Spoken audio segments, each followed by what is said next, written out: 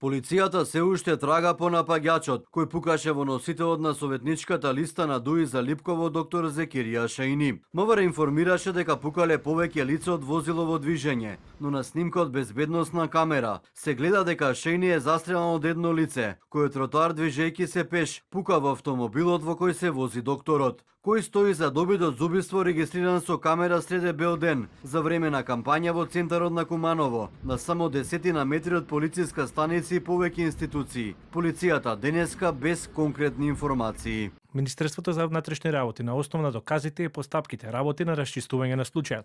Сите информации кои се за јавноста дополнително ќе ги споделиме. Доктор Шаини е надвор од животна опасност. Бил застрелан 4 пати, во десното колено и во левата подлактица. Тој денеска е пуштен на домашно лекување. Од Демократската унија за интеграција вела дека не се работи за обичен инцидент, туку за тежок и морбиден чин сред избори, кој има за цел да создаде несигурност.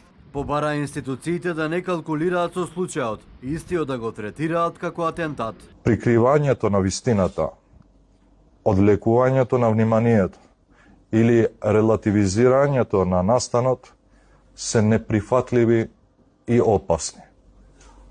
Додека МВР информира дека двајца лица во движење пукале со огнено оружје кон едно возило, првичните факти, сведоштва и снимките од безбедносните камери јасно укажуваат на директен напад од вооружено и маскирано лице кое делувало со јасна намера да му го загрози животот на нашиот кандидат. Опозицијската СДСМ побара оставка од министерот Ошковски, кој на социјалните мрежи експресно одговори дека нема да се замени од функцијата. Јас нема да си понесам оставка, напротив, додека вие се занимавате со спинови и конструкции, ќе продолжам со решавање на проблеми и расчистување со неродот кој го оставивте.